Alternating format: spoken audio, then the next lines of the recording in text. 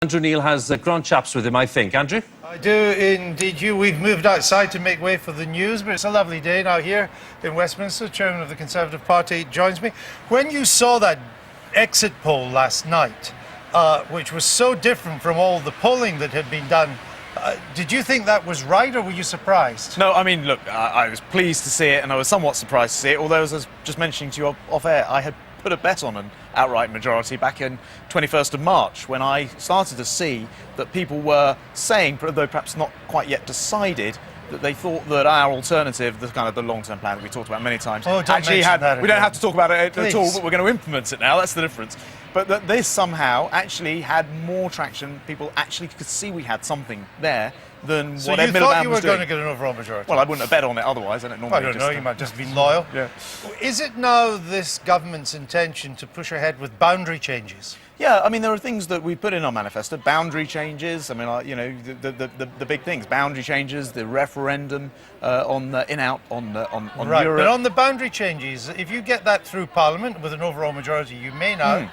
How many seats do you think that's worth to the Conservatives? By the way, just in terms of where it ended, my understanding in the last Parliament is it ended that they come in anyway in 2018, I think November, if nothing is done. So they will come in any case. But it becomes a higher hurdle for Labour if you get these boundary changes. Well, this is nothing through. about Labour or anyone else. The simple fact is we've got massively sort of differences in the number of people who live in constituencies. One vote, whether it's yours or mine, should be worth the same. I understand. So how many let's seats is it worth to you? I don't know how many seats, but what I can tell you is rather than 650 people here, there'll be 600 in here because we'll have equal-sized constituencies, which is just fair votes. And you're going to cut the number as well? Yeah, down to 600, that's right. But with an overall majority, you can do that now? Well, it's already voted for. We don't actually have to do anything to make that happen. It's already gone through. Okay. We may want to make it go through faster, but the fact of the matter is the House of Commons has already voted, I think in November 2018, for those changes to come in anyway.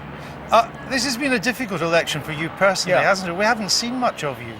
Did they kind of take you out of circulation? I don't know about doing nothing. I mean, I've been on Question Time, I was on Any Questions, and Newsnight and many others. But the truth is, the chairman's job is to run the campaign on the ground. So we had, I know, not seen by you guys and people here in Westminster, but we had this thing called Team 2015. I started it when I became chairman. 100,000 people signed themselves up for it. And it's one of the elements, one of the many elements that helped us win this election because we could get the message out on the ground. And that is the thing which I went and led, especially in the final 10 days. But has it been bruising because of all the controversy around you? I mean, there was a 6.6% swing against you in your constituency.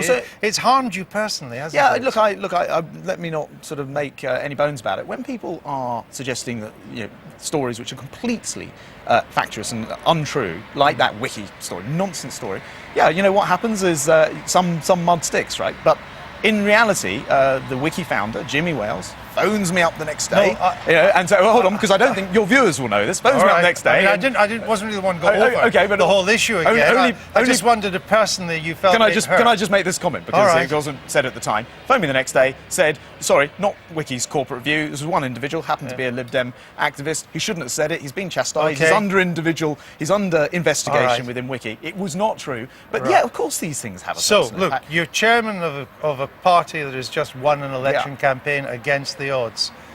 Will you step back a little bit now from frontline politics? Will you step down from chairman? Well, what happens next is, of course, a matter for that guy who's just walked into number 10. But I've no intention of stepping back from politics. We've just won. But would you like to step down as chairman? Well, as I say, what happens next is up to the Prime Minister. We've just won an historic election against all the odds with a firm programme for the people of Britain, and I'm more interested in getting that programme through the people of Britain than my particular job. I think we've had enough speeches and sound bites for now. Let's go back to Hugh.